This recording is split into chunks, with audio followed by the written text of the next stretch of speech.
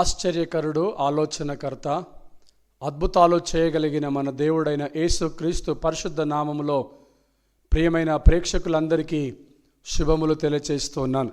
ప్రియులారా, గడిచిన కార్యక్రమాలలో మీలో అనేకులు వాక్యము ద్వారా దీవించబడి ఆశీర్వదించబడి వాక్యములో బలపడుతూ మీరిస్తున్న స్పందనను బట్టి నేను దేవుణ్ణి స్తుతిస్తూ మహిమపరుస్తూ ఉన్నాను. మీలో అనేకులు ప్రార్థన అవసరతలు కోరి ఉన్నారు. మీ కొరకు నేను ప్రార్థిస్తున్నాను. నా కొరకు, పరిచర్య కొరకు ప్రార్థించవలసిందిగా మీ అందరికీ నేను మనవి చేస్తున్నాను. మరొకసారి ప్రియులారా, మిమ్మల్ని అందరినీ కూడా కడవరి కాల సిద్ధపాటు అనే ఈ కార్యక్రమానికి ఆహ్వానిస్తున్నాను. రండి, కలిసి దేవుని వాక్యము చదువుకుందాం. దేవుని రాకడ కొరకు సిద్ధపరచబడదాం. తిరిగి రెండవసారి ఆయన ఈ లోకానికి వచ్చినప్పుడు వధువు సంఘముగా మనం అందరము కూడా అలంకరింపబడి ఆయన రాజ్యములో ప్రవేశించుదాం. ఆయనను ఎదుర్కొందాం. యుగ యుగాలు ఆయన నామాన్ని మహిమపరుస్తూ ఆ పరమరాజ్యములో సుఖముతో సంతోషముతో జీవించుదాం. ప్రియులారా, మనమందరము ధ్యానిస్తూ ఉన్న రీతిగా 2వ తిమోతిలకు రాసిన పత్రిక 3వ అధ్యాయము 2వ వచనములో ఉన్నటువంటి ప్రాముఖ్యమైన భయంకరమైన వ్యక్తులను మనము ధ్యానిస్తూ ఉన్నాం. కారణం ఏంటంటే, అంత్య దినములలో అపాయకరమైన కాలాలు వస్తాయి. అది ఎవరి వలన అంటే మనుషులని రాశాడు. ఆ మనుషులు ఎలాంటి వారు అంటే, కొన్ని రకాలైనటువంటి మనుషులు గత కార్యక్రమాలలో మనము నేర్చుకున్నాం. ఈరోజు ప్రాముఖ్యంగా ఒక వ్యక్తిని మనము నేర్చుకునై ఉన్నాం. ఒక వ్యక్తిని నేను మీకు పరిచయం చేస్తున్నాను. 2వ వచనము ఆఖరి మాట చూసినట్లయితే, అపవిత్రులు.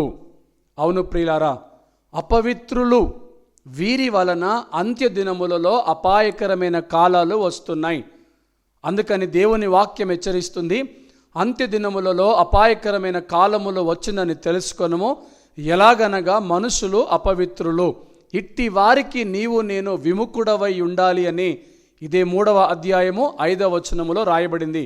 గనుక ప్రియులారా, ఒక్కొక్క అంశముగా ఈ యొక్క వర్తమానాలన్నిటిలో కూడా బహు స్పష్టముగా మనము నేర్చుకుంటూ వస్తున్నాం. దేవునికి మహిమ కలుగునుగాక. చక్కటి కార్యక్రమాన్ని మన కొరకు ఏర్పాటు చేసి ఈ దినాన ఆయనను స్తుతించటానికి ఇచ్చిన గొప్ప ఆధిక్యతను బట్టి దేవుని మహిమపరుస్తున్నాను. శ్రద్ధగా కొద్దిసేపు దేవుని వాక్యం విందాం. అవును ప్రియులారా, అపవిత్రులు, ఈ అపవిత్రుల వలన అంత్య దినములలో అపాయకరమైన కాలాలు రాబోతున్నాయి. కనుక ఇట్టి అపవిత్రులకు మనమందరము కూడా విముఖులుగా ఉండాలి అని దేవుని వాక్యము మనలను హెచ్చరిక చేస్తూ ఉన్నది. గమనించినట్లయితే, అపవిత్రులు దేవుని రాజ్యానికి వారసులు కారా అంటే స్పష్టంగా బైబిల్ సెలవిస్తుంది, అపవిత్రులు దేవుని రాజ్యమునకు వారసులు కానేరరు. అపవిత్రులు దేవుని చిత్తాన్ని జరిగించరు. అపవిత్రతను దేవుడు ద్వేషిస్తున్నాడు. కనుక అపవిత్రత మనలో ఉన్నట్లయితే అట్టి అపవిత్రత పోవునట్లుగా దేవుని వాక్యము సెలవిస్తుంది. ఎఫెసీ పత్రిక 5వ అధ్యాయములో, ఇదిగో నీవు నేను కలంకమైనను ముడత అయినను అట్టిది మరి ఏదైనను లేక పరిశుద్ధమైన జనముగా, పరిశుద్ధమైన సంఘముగా ఆయన ఎదుట నిలబడ్డానికై వాక్యము చేత ఉదక స్నానము చేస్తున్నాడు. ప్రియ సంఘమా, వాక్యము చేత ఉదక స్నానము చేయబడినప్పుడు నీవు నేను పవిత్రపరచబడతాం. ఎప్పుడైతే ఈ వాక్యానికి మనం అప్పగించుకుంటామో ఆ వాక్యము ద్వారా మనము పవిత్రపరచబడతాం. ఎప్పుడైతే ఈ యొక్క వాక్యము మనల్ని శుద్ధీకరిస్తుందో, ఉదక స్నానము చేస్తుందో, మనం ఎప్పుడైతే మన పాపాలు విడిచిపెట్టి పాపాలు ఒప్పుకొని వాక్యము చేత ఉదక స్నానము చేయబడతామో అప్పుడు మనము పవిత్రపరచబడతాము. అట్టివారు పవిత్రులు, అట్టివారు దేవుని రాజ్యానికి వారసులు. కానీ వాక్యము వినబడినప్పుడు కూడా, వాక్యము వింటూ ఉన్న కొలది బ్రతుకులు మార్చుకోకపోతే, వాక్యము చేత ఉదక స్నానము చేయబడకపోతే, పాపాలు విడిచిపెట్టకపోతే, బలహీనతల్ని విడిచిపెట్టకపోతే అట్టివారు అపవిత్రులుగా ఉన్నారు. అపవిత్రులు దేవుని రాజ్యానికి వారసులు కానేరరు. అపవిత్రులను దేవుడు అసహించుకుంటున్నాడు, ద్వేషిస్తున్నాడు. అయితే అట్టి అపవిత్రులకు మనము విముఖులుగా ఉండాలి అని దేవుని వాక్యము స్పష్టంగా మనకు తెలియపరుస్తుంది. ప్రియులారా, గమనించినట్లయితే దేవుడు పరిశుద్ధుడై ఉన్నాడు. ఆయన పరిశుద్ధుడు. ఆయన అంటాడు కదా, నేను పరిశుద్ధుడను గనుక మీరును పరిశుద్ధులై ఉండండి అంటాడు ఆయన. ఆయన పరిశుద్ధమైనటువంటి దేవుడు, పరిశుద్ధత కలిగినటువంటి వాడు. ఆయన వాక్యము పరిశుద్ధమైనది. అందుకని మనము పరిశుద్ధ గ్రంథం అని పిలుస్తున్నాం. పరిశుద్ధ గ్రంథాన్ని చేతపట్టినటువంటి నీవు పరిశుద్ధంగా ఉన్నావా? పవిత్రుడిగా ఉన్నావా? పరిశుద్ధుడైన యేసుక్రీస్తు ఏ పాపము లేకపోయినప్పటికీ తన విలువైన పరిశుద్ధమైన అమూల్యమైన రక్తాన్ని నీ కొరకు నా కొరకు చిందించినప్పుడు ఆ రక్తములో నీ పాపాలు నా పాపాలు కడగబడ్డాయా? పవిత్రపరచబడ్డామా? అయితే అది శుభవార్త. ఒకవేళ పవిత్రపరచబడకపోతే, ఆ రక్తముతో ప్రోక్షించబడకపోతే ప్రియులారా, మనం అపవిత్రులుగా ఉన్నాం. అయితే అట్టి అపవిత్రులకు ఇంకొక అవకాశాన్ని ఈ కార్యక్రమం ద్వారా దేవుడు అనుగ్రహిస్తున్నాడు. మనం గత కార్యక్రమాల్లో నేర్చుకున్నాం. ఎందుకు ఆయన ఆలస్యము చేస్తున్నాడు? కొందరు అనుకొనుచున్నట్లుగా ఆయన ఆలస్యము చేస్తున్నాడని, ఆయన తన రాకడను గూర్చి ఆలస్యము చేయువాడు కాడు గాని అందరూ మారు మనసు పొందుకోవాలి అని. అంటే అపవిత్రులు కూడా పవిత్రపరచబడాలని ఇంకను అందరి ఎడల దీర్ఘశాంతము కలిగి ఉన్నాడు. నీలో అపవిత్రత ఉన్న కారణాన్ని బట్టి ఈ కార్యక్రమం ద్వారా నిన్ను దర్శించి, నిన్ను సంధించి, నీతో మాట్లాడి, నీలో ఉన్న అపవిత్రతను తొలగించి, వాక్యము ద్వారా ఉదక స్నానము చేసి పరిశుద్ధమైన సంఘముగా, వధువు సంఘముగా తన ఎదుట నిలబెట్టుకోవాలని ఒక అవకాశాన్ని ఇస్తున్నాడు ప్రియులారా. అయితే అపవిత్రతను విడిచిపెడదామా? అపవిత్రులకు విముఖులుగా ఉందామా? అది ఎంతైనా మనకు ఆశీర్వాదకరణం. కారణం ఏమంటే, గలతీయులకు రాసినటువంటి పత్రిక 5వ అధ్యాయము 19వ వచనం నుంచి మనము చదువుకున్నట్లయితే కొన్ని అపవిత్రమైన కార్యాలేంటో మనము చూద్దాం. శరీర కార్యములు స్పష్టమై ఉన్నవి. అవేవనగా జారత్వము, అపవిత్రత, కాముకత్వము, విగ్రహారాధన, అభిచారము, ద్వేషములు, కలహము, మత్సరములు, క్రోధములు, కక్షలు, భేదములు, విమతములు, అసూయలు, మత్తతలు, అల్లరితో కూడిన ఆటపాటలు మొదలైనవి. వీటిని గూర్చి నేను మునుపు చెప్పిన ప్రకారము ఇట్టి వాటిని చేయువారు దేవుని రాజ్యమును స్వతంత్రించుకొనరని మీతో నిశ్చయముగా చెప్పుచున్నాను. భక్తుడైనటువంటి పౌలు గారు గలతీ సంఘానికి రాస్తూ గలతీ సంఘములో ఉన్నటువంటి అపవిత్రులను బట్టి ఈ మాటను వారికి హెచ్చరిక చేస్తున్నాడు. ఏమిటి ఆ మాట అంటే, ఇట్టి వారు దేవుని రాజ్యమునకు వారసులు ఎన్నటికి కానేరరు. ఎవరు వారు అంటే శరీర కార్యములు జరిగించువారు. ఈ శరీర కార్యములు స్పష్టముగా మనకు కనబడుతున్నవి. ఈ యొక్క స్పష్టమైనటువంటి కార్యాలన్నీ కూడా అపవిత్రతకు కూడినటువంటి కార్యాలే. ఏమిటి అవి? ఒక్కొక్క మాట మనం గమనిస్తే ప్రియులారా, శరీర కార్యములు అవేంటంటే జారత్వము, అపవిత్రత, కాముకత్వము, విగ్రహారాధన, ఇలాగా ద్వేషములు, కలహములు, మత్సరములు, మత్తతులు, ఇలాగ మనము చూస్తూ వెళ్తే ప్రియులారా చాలా విషయాలు రాయబడ్డాయి. ఇవన్నీ కూడా శరీర కార్యములు. పైన వచనము చూస్తే, మీరు ఆత్మచేత నడిపింపబడిన ఎడల ధర్మశాస్త్రమునకు లోనైన వారు కారు. ఎవరైతే ఆత్మచేత నడిపింపబడుతున్నారో అట్టివారు ఆత్మానుసారంగా జీవిస్తారు. ఆత్మ ప్రేరేపించబడిన కొలది ఆత్మ ప్రకారముగా ఆత్మానుసారంగా జీవిస్తారు. ఆత్మ కలిగి నడుచుకుంటారు, ఆత్మ కలిగి జీవిస్తారు, ఆత్మను బట్టి ముందుకు సాగుతారు. కానీ గమనించాలి ప్రియులారా, ఇక్కడ శరీర కార్యములు ఉన్నాయి. శరీర సంబంధులు శరీరమైన కార్యముల మీద మనసుంచుతారు. గడిచిన కార్యక్రమాలలో పలు సందర్భాల్లో ఈ వాక్యాన్ని బట్టి మనం హెచ్చరిక పొందుకున్నాం. ప్రియ సంగమా, గమనించాలి, శరీర కార్యములు జరిగించువారు శరీర సంబంధులు. నీవు శరీర సంబంధిగా ఉన్నావా? ఆత్మ సంబంధిగా ఉన్నావా? మనము గమనించినట్లయితే 17వ వచనములో రాయబడింది, శరీరమును ఆత్మకును, ఆత్మ శరీరమునకు విరోధముగా అపేక్షించును. కనుక ప్రియులారా, మనము ఆత్మచేత నడిపింపబడాలి అని వాక్యము సెలవిస్తుంది. ఎందుకు? ఆత్మచేత నడిపింపబడినట్లయితే, ఆయన ఆత్మ గనుక ఆయనను ఆరాధించువారు ఆత్మతోనూ సత్యముతోనూ ఆరాధించువారై ఉన్నారు. ఆ ఆత్మచేత మనము నడిపింపబడ్డప్పుడు శరీర కార్యములను విసర్జిస్తాం, శరీర కార్యములను విడిచిపెడతాం. కానీ అపవిత్రులైనటువంటి వారు శరీర కార్యముల మీద మనసు ఉంచుతారు. క్రోధం ఉన్నది, కోపం ఉన్నది, మత్సరం ఉన్నది, మత్తతులు ఉన్నాయి, పాపం ఉన్నది, జారత్వం ఉన్నది, ఇలాగ అనేక రకాలైనటువంటి పాపాలు ఉన్నాయి. ఇవన్నీ జరిగించువారు శరీర సంబంధులని వాక్యము ఎంతో స్పష్టంగా మనకిక్కడ తెలియపరుస్తుంది ప్రియులారా. కనుక మనం ఏం చేయాలి అంటే, శరీర సంబంధమైనటువంటి కార్యాలను విడిచిపెట్టవలసిన వారమై ఉన్నాం. ఎందుకు? మనము శరీర సంబంధులమా? కాదు, ఆత్మ సంబంధులము. ఆత్మానుసారంగా నడుచుకొనవలసిన వారమై ఉన్నాం. ఆత్మ అయిన దేవుడు మనల్ని పిలుచుకున్నాడు కాబట్టి ఆయన పిలిచిన పిలుపుకు తగినట్లుగా ఆయన గుణాతిశయములను ప్రచురము చేయటానికి పరిశుద్ధమైన జనముగా ఉన్నాం కనుక పరిశుద్ధముగా జీవించాలి, శరీర కార్యములు విడిచిపెట్టాలి, ఆత్మ సంబంధంగా జీవించాలి. ఎందుకు? మళ్ళీ మనము 2 తిమోతి 3వ అధ్యాయము 2వ వచనం ఆఖరి భాగంలోనికి వస్తే అపవిత్రులు అని రాయబడింది. ఇట్టి అపవిత్రుల వలన అంత్య దినములలో, అంటే నీవు నేను జీవిస్తున్న ఈ కడవరి దినాలలో వారి వలన సంఘానికి ప్రమాదం ఉన్నది, అపాయకరమైన కాలాలు రాబోతున్నాయి. అందుకే 3వ అధ్యాయము 5వ వచనము తిమోతి పత్రికలు అంటాడు కదా, ఇట్టి వారికి విముఖులుగా ఉండాలి. ప్రియ సహోదరి సహోదరుడా, ఇట్టి అపవిత్రులకు నువ్వు విముఖుడిగా ఉన్నావా? ఏమిటయ్యా అపవిత్రత? శరీర సంబంధమైన కార్యముల మీద మనసుంచే వారందరూ అపవిత్రులే. అపవిత్రులు ఇట్టి వారు దేవుని రాజ్యమునకు వారసులు కానేరరు అని గలతీ సంఘానికి పౌలు గారు స్పష్టంగా హెచ్చరిక చేస్తూ ఉండగా, ఈరోజు ప్రియమైన సంగమా, నీతోనూ నాతోనూ ప్రభు స్పష్టంగా హెచ్చరిక చేస్తున్నాడు, ఇలాంటి వారు దేవుని రాజ్యానికి వారసులు కారు. అయితే సంగమా, నా ప్రియమైన సహోదరి సహోదరుడా, ఈ అపవిత్రతను విడిచిపెడతావా? ఇప్పటికీ ఆయన సిద్ధంగా ఉన్నాడు. ఎఫెసీ పత్రికలో మళ్ళీ మనకు హెచ్చరిక చేస్తున్నాడు, నీవు నేను కలంకము లేని వారిగా, ముడత లేని వారిగా, మరి ఏదైనాను లేని వారిగా, పాపము లేని వారిగా ఉండాలి అని వాక్యము చేత మనల్ని ఉదక స్నానము చేసి పరిశుద్ధమైన సంఘముగా, వధువు సంఘముగా ఆయన ఎదుట నిలబెట్టుకోవాలనే ఇదిగో ఈ చక్కటి కార్యక్రమం, కడవరి కాల సిద్ధపాటు అనే కార్యక్రమాన్ని నీ కొరకు నా కొరకు ప్రసారము చేస్తూ అద్భుతమైనటువంటి మాట, అపవిత్రులకు దూరముగా ఉండాలని హెచ్చరిస్తూనే, నీలో అపవిత్రత ఉన్నట్లయితే విడిచిపెట్టి పరిశుద్ధపరచబడు నా కుమారుడు నా కుమార్తె అని నిన్ను ఆహ్వానిస్తున్నాడు, నిన్ను ప్రేరేపిస్తున్నాడు.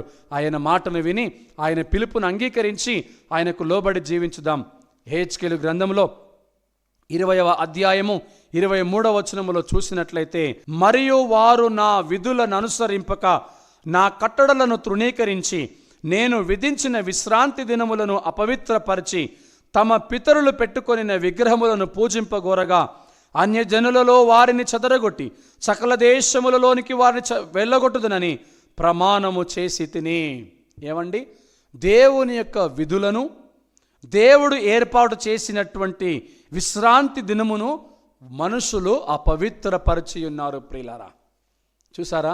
ఆయన యొక్క నియమ నిబంధనలను మానవుడైన వాడు అపవిత్రపరచాడు.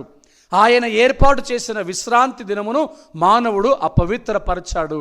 అయితే అపవిత్రపరిచిన కారణాన్ని బట్టి నేను వారిని వెళ్ళగొట్టుదును అంటున్నాడు ఆయన. కనుక ప్రియ సంగమా, దేవుని వాక్యాన్ని అపవిత్రపరుస్తున్నావా? దేవుని ఆజ్ఞను మీరుతున్నావా? దేవుని యొక్క ఆజ్ఞకు అతిక్రమించి ప్రయత్నించి నీ పని జరిగిస్తున్నావా? దేవుడు ఏర్పాటు చేసిన విశ్రాంతి దినమును అపవిత్రపరుస్తున్నావా? దేవుడు ఏర్పాటు చేసిన ఆజ్ఞలను, నీ కొరకు నా కొరకు నియమించిన ఆ విధులను అపవిత్రపరుస్తున్నావా?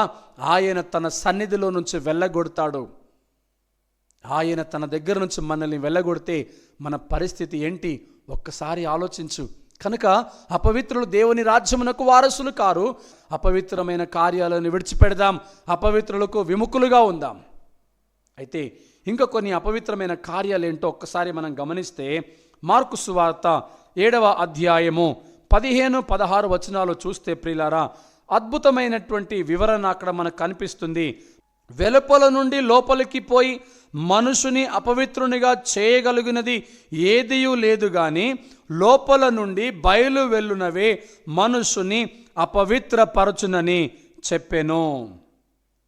ఇక్కడ ఒక ప్రాముఖ్యమైనటువంటి సందేశమును, వర్తమానమును మనము చూడగలుగుతున్నాం. ఏమిటయ్యా అంటే, అక్కడ ఉన్నటువంటి జనాలు యేసుప్రభు వారిని, శిష్యులను ఉద్దేశించి అడుగుతున్నారు, అయ్యా మీ శిష్యులు చేతులు కడుక్కోకుండా భోజనం చేస్తున్నారు, ఇది అపవిత్రమైన కార్యం కదా అంటే, ప్రభు అయిన యేసుక్రీస్తు అంటున్నారు కదా, వెలుపల నుండి లోపలికి పోయి మనుషుని అపవిత్రపరిచేది కాదు కానీ కొన్ని ప్రాముఖ్యమైన విషయాలు ఉన్నాయి. లోపల నుండి బయలు వెళ్ళునవే మనుషుని అపవిత్రము చేస్తుంది. ఏమిటి అది అని మనము చూసినట్లయితే ప్రియులారా, ఒక్కొక్క వచనాన్ని మనం ఇక్కడ జ్ఞాపకం చేసుకుందాం. ఒక్కొక్క వచనము స్పష్టంగా రాస్తుంది ఏంటంటే, లోపల నుండి బయటికి వచ్చేదే మనుష్యుని అపవిత్రపరుస్తుంది. ఏమిటి అది? మనుష్యుని యొక్క లోపల హృదయములో ఉండేటటువంటి ఆలోచనలు, దురాలోచనలు కావచ్చు, వ్యభిచారము కావచ్చు, స్వార్థము కావచ్చు, ఇంకా రకరకాలైనటువంటివి, ఇవి మనుషుని అపవిత్రము చేస్తుంది. అవేంటంటే మనము చూద్దాం. 20వ వచనంలో రాశాడు, మనుషుని లోపల నుండి బయలు వెళ్ళున్నది మనుషుని అపవిత్రపరుస్తుంది. ఏంటది? లోపల నుండి అనగా మనుషుని యొక్క హృదయములో నుండి వచ్చే దురాలోచనలు, జారత్వములు, దొంగతనములు, నరహత్యలు, వ్యభిచారాలు, లోభములు, చెడుతనములు, కృత్రిమమును, కామ వికారమును, మత్సరమును, దేవదూషణయు, అహంభావమును, అవివేకమును, ఇవన్నీ కూడా లోపల నుండి వచ్చేవే. ఇవి మనుషుని అపవిత్రపరుస్తున్నాయి. గమనించాలి. చేతులు కడుక్కోకుండా భోజనము చేసినంత మాత్రాన ఏం జరుగుతుంది? ప్రభువైన యేసుక్రీస్తు శరీరానుసారంగా మాట్లాడట్లేదు, కానీ ఆత్మానుసారంగా మాట్లాడుతున్నాడు. మానవుని యొక్క ఆయుష్ ఈ లోకములో 60 సంవత్సరాలు, 70 సంవత్సరాలు, 80 సంవత్సరాలు అయితే, ప్రియ సంగమా, దీని కొరకే మనం ఇంత ప్రాకులాడుతున్నాం. లోపలికి వెళ్ళి మన శరీరములను అపవిత్రపరిచి అనారోగ్యానికి గురి చేసే ఈ శరీరము సంబంధమైనటువంటి కార్యముల మీద మనసు ఉంచుతున్నాము, కానీ శరీరమును, ఆత్మను చంపేవాడికి భయపడట్లేదు. ఆత్మ ఎక్కడికి వెళ్తుందని ఆలోచించట్లేదు. లోపల నుండి బయటికి వచ్చి మనుషుని యొక్క ఆత్మను నశింప చేయగలిగింది, మనుషుని నిత్యరాజ్యం వైపుకు వెళ్ళనివ్వకుండా చేసేది, ఆ నిత్య జీవాన్ని పొందుకోనివ్వకుండా చేసేది ఏమిటయ్యా అంటే హృదయములో నుండి వచ్చే దురాలోచనలు. వాటి మీద మనం ఎప్పుడైనా మనసు ఉంచామా? వాటిని విడిచిపెట్టడానికి మనం సంసిద్ధులుగా ఉన్నామా? వాక్యము చేత మనం ఉదక స్నానము చేయబడ్డామా?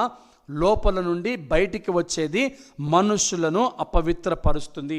ఏమిటయ్యా అంటే లోపల నుండి బయటికి వచ్చేది దురాలోచనలు, జారత్వములు, దొంగతనములు. ప్రియ సంగమా, దురాలోచనలు కలిగి ఉన్నామా? జారత్వములు కలిగి ఉన్నామా? దొంగతనములు అనే అలవాటు కలిగి ఉన్నామా? ఇలాగ చాలా విషయాలు మాట్లాడుతూ వచ్చాడు. ఇవన్నీ కూడా మనుషునిలో ఉండేటటువంటివే. నరహత్య అనే విషయానికి వచ్చేసరికి చాలామంది అనుకుంటున్నారు, ఒక వ్యక్తిని ఇంకొక వ్యక్తి శారీరకంగా చంపేయటము, నరహత్య చేయటము, పొడిచి చంపేయటము, ఆనాడు కయీను ఏబేలును చంపినట్లుగా చంపడం అనుకుంటున్నారు. కానీ ఒక వ్యక్తిని బలహీనంగా, మానసికంగా కృంగతీయటము, దెబ్బతీయటము కూడా అది నరహత్యనే అంటున్నాడు ఆయన.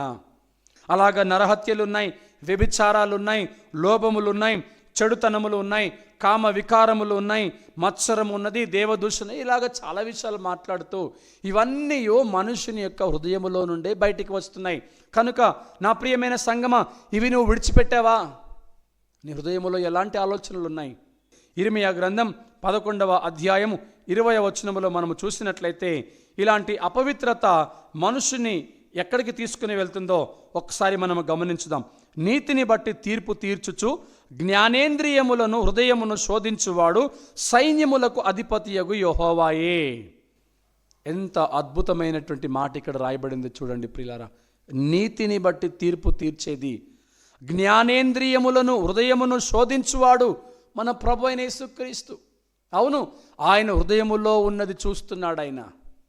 గత కార్యక్రమాలలో మనము నేర్చుకున్నాం, సమూయేలు గారు దావీదును అభిషేకించటానికి వెళ్ళినప్పుడు బాహ్యముగా ఉన్నది చూస్తున్నాడు. ప్రభు వెంటనే మాట్లాడి, సమూయేలు, ఇదిగో నువ్వు పైరూపాన్ని చూస్తున్నావు, నేను హృదయాన్ని చూస్తున్నాను, అంతరంగాన్ని చూస్తున్నాను. మనం ఆరాధించు దేవుడు హృదయములను పరిశోధించువాడై ఉన్నాడు, హృదయములను శోధించువాడై ఉన్నాడు. నీతిని బట్టి, జ్ఞానేంద్రియములను బట్టి, అలాగనే హృదయమును శోధించువాడైన మన యెహోవా. కనుక హృదయములో ఏ ఆలోచన కలిగి ఉన్నావు? నిన్ను నీవు శోధించుకున్నావా? హృదయములో ఉండే ఆలోచనలు అవి బయటికి వచ్చినప్పుడు హృదయములో ఉండే ఆలోచనలను బట్టి అది మనుషులను అపవిత్రపరుస్తుందా, పవిత్రపరుస్తుందా అనేది స్పష్టమవుతుంది. నీలో ఉన్న కార్యాలు హృదయములో నుండి బయటికి వస్తాయి. కామ వికారములు, దురాలోచనలు, వ్యభిచారములు, మత్సరములు, క్రోధములు, ఇవన్నీ కూడా హృదయములో నుండి బయటికి వస్తాయి. ఈ ఆలోచనలే మనిషిని అపవిత్రపరుస్తాయి. నీ ఆలోచన ఎలా ఉన్నది ప్రియ సంగమా? ఈ 11వ అధ్యాయము 20వ వచనములో ఈ రీతిగా ప్రభు రాస్తూ అంటున్నాడు కదా, ఆయన హృదయములను జ్ఞానేంద్రియములను పరిశోధించువాడై ఉన్నాడు. నీతిని బట్టి తీర్పు తీర్చడానికి ఆయన ఇవన్నీ కూడా పరిశోధించువాడై ఉన్నాడు. కనుక నీ యొక్క జీవితాన్ని మార్చుకో. హృదయములో నుండి వచ్చే నీ ఆలోచనల్ని మార్చుకో. హృదయములో నుండి వచ్చే నీ యొక్క తలంపులను మార్చుకో. నీ ప్రవర్తనను మార్చుకో. అది నిన్ను అపవిత్రపరుస్తుంది. అలాగా అది నిన్ను అపవిత్రపరిచినట్లయితే నీ జీవితము పాడైపోయే ప్రమాదం ఉన్నది. నీవు ఇతరులకు హాని కలిగించేవాడిగా ఉంటావు. ఎందుకంటే వాక్యము సెలవిస్తుంది 2 తిమోతి 3వ అధ్యాయంలో, అంత్య దినములలో ఇట్టి అపవిత్రుల వలన అపాయకరమైన కాలాలు వస్తాయి. కనుక దేవుడు హెచ్చరిస్తున్నాడు, ఇట్టి అపవిత్రులకు నీవు ఈ అంత్య దినములలో విముఖుడిగా ఉండాలి. వాక్యము సెలవిస్తుంది కదా, దుష్టుల ఆలోచన చొప్పున నడవక, పాపుల మార్గమున నిలువక, అపహాసకులు కూర్చుండు చోట కూర్చుండక, యెహోవా ధర్మశాస్త్రమునందు ఆనందించుచు దీవారాత్రములు దానిని ధ్యానించువాడు ధన్యుడు. అపవిత్రులతో సాంగత్యము చేస్తున్నావా? అపవిత్రులతో ఉంటున్నావా? అది నీ ఆత్మీయ జీవితానికి క్షేమము కాదు. అపవిత్రత నీలో ఉన్నదా? అపవిత్రమైన కార్యాలు నీలో ఉన్నాయా? అపవిత్రతను కలిగించే ఆ హృదయ తలంపులు నీలో ఉన్నాయా? సహోదరి సహోదరుడా, అట్టి బలహీనత ఈరోజు నువ్వు విడిచిపెట్టాలని దేవుని వాక్యము సెలవిస్తూ ఉన్నది. ఇక్కడ మనం గమనించినట్లయితే 20వ అధ్యాయము 12వ వచనములో చూసినట్లయితే, సైన్యములకు అధిపతియగు యెహోవా నీతిమంతులను పరిశోధించువాడవు నీవే, అంతరింద్రియములను హృదయమును చూచువాడవు నీవే. చూసారా నా ప్రియమైన సంగమా, నా ప్రియమైన సహోదరి సహోదరుడా, మనము బయటికి కనిపించినట్టుగా ఉంటున్నామా? అంతరంగములో ఏవైతే ఉన్నాయో దాని ప్రకారంగా జీవిస్తున్నాము. మన దేవుడు మనం ఆరాధించువాడు పై రూపాన్ని చూసేవాడు కాదు, కానీ అంతరంగమును చూసేవాడై ఉన్నాడు. ఇర్మియా గ్రంథములో 20వ అధ్యాయములో 12వ వచనములు అంటున్నాడు, నీతిమంతులను పరిశోధించువాడు అంతరింద్రియములను హృదయమును చూచువాడు ఆయన. చూసారా? మళ్ళీ మార్కు సువార్త 7వ అధ్యాయంలోనికి వెళ్తే, మనుషులను అపవిత్రపరిచేది బయట నుంచి లోపలికి వెళ్ళేది కాదు, కానీ లోపల నుండి బయటికి వచ్చేదే మనుషులను అపవిత్రపరుస్తుందంట. ఒక క్షణం ఆగి ఈ మాటను ఆలోచించినట్లయితే నిజమే కదా, మనుషులను అపవిత్రపరిచేది బయట నుంచి లోపలికి వెళ్ళేది. అనగా మనము తినే ఆహారము కావచ్చు, మనము తీసుకునే అపవిత్రమైనవి కావచ్చు, కానీ వాటిని గురించి ప్రభు మాట్లాడతలేదు. ప్రియ సంగమ, ప్రభు మాట్లాడేది హృదయములో నుండి వచ్చేవి. మనము చదువుకున్నాం, హృదయములో నుండి వచ్చేవి. మార్కు సువార్త 7వ అధ్యాయము 15వ వచనం నుంచి కిందికి వెళ్తే, జారత్వము, దొంగతనములు, వ్యభిచారములు, మత్తతలు, మత్సరములు, క్రోధములను రాశాడు కదా. ఇవన్నీ హృదయములో నుండి వచ్చేవే. నీ హృదయం ఎలా ఉన్నది? నువ్వు పైకి భక్తిపరుడుగా కనిపిస్తున్నావేమో, అంతరంగములో దాని శక్తిని ఆశ్రయించని వాడవై ఉన్నావేమో. దీనిని బట్టి నువ్వు విడిచిపెట్టబడతావు. సంగమా, జాగ్రత్త. దేవుడు హెచ్చరిస్తున్నాడు. ఇక్కడ 12వ వచనంలో రాశాడు కదా, అంతరింద్రియములను హృదయములను పరిశోధించువాడాయన, ఆయన చూచువాడై ఉన్నాడు. నీ అంతరింద్రియములను చూస్తున్నాడు ఆయన, నీ హృదయాన్ని చూస్తున్నాడు ఆయన. అది అపవిత్రముగా ఉన్నదా, పవిత్రముగా ఉన్నదా? నేను పరిశుద్ధుడనై ఉన్నాను, నీవును పరిశుద్ధుడవై ఉండాలి అని వాక్యము సెలవిస్తుంది.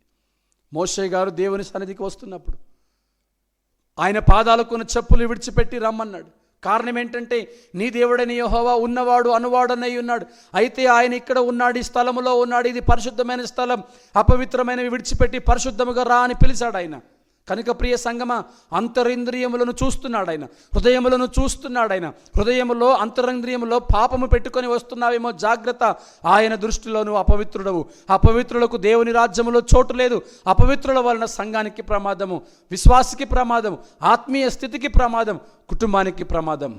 అందుకనే అట్టి వారికి విముఖులుగా ఉండాలని దేవుని వాక్యం ఇక్కడ మనకు స్పష్టముగా హెచ్చరిక చేస్తూ ఉన్నది. హెబ్రీ పత్రిక 10వ అధ్యాయం 31వ వచనమును మనము చూసినట్లయితే, ఇక్కడ దేవుని యొక్క వాక్యం సెలవిస్తుంది, ఈ చివరి దినాల్లో ఈ యొక్క అపవిత్రత వలన మన యొక్క ఆత్మీయ జీవితానికి ఎలాంటి ప్రమాదం ఉన్నది, మనం ఎలా మన భక్తి జీవితాన్ని కాపాడుకోవాలి. హెబ్రీయులకు రాసిన పత్రిక 10వ అధ్యాయము 31వ వచనం, జీవము గల దేవుని చేతిలో పడుట భయంకరము.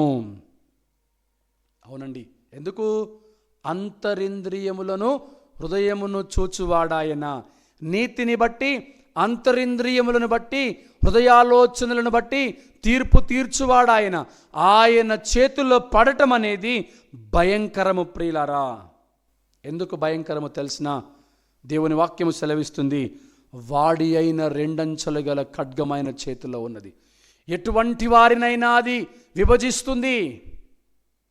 ప్రియులారా, ఆయన చేతిలో నీవు నేను పడ్డప్పుడు భయంకరమైనటువంటి పరిస్థితి. ఎందుకు తెలిసినా, నీవు నేను పవిత్రపరచబడినట్లయితే ఆయన తన రాజ్యంలోనికి నడిపిస్తాడు. నీవు నేను పవిత్రపరచబడకపోయినట్లయితే ఆయన మనల్ని విడిచిపెడతాడు. కనుక నీ క్రియలను బట్టి నా క్రియలను బట్టి తీర్పు తీర్చే గడియలో ఆయన చేతుల్లో పడ్డట్లయితే అపవిత్రులకు అది భయంకరమైనటువంటి దినం. కనుక నా ప్రియమైన సంగమా, అట్టి అపవిత్రతను విడిచిపెడదాం. అట్టి అపవిత్రతను విడిచిపెట్టేసి మనల్ని మనము పరిశుద్ధపరచుకుందాం. వాక్యము చేత పవిత్రపరచబడదాం, వాక్యము చేత పరిశుద్ధపరచబడదాం. గడిచిన కార్యక్రమాలలో మనం విన్నాం ప్రియమైన వారలారా, అజితేంద్రియులు. ఇదే 3వ అధ్యాయం 2వ వచనం. కొన్ని మాటలు మనం అలాగా ముందుకు వెళ్ళిపోతే అజితేంద్రియత్వమును గురించి గడిచిన కార్యక్రమాలలో మనము నేర్చుకున్నాం.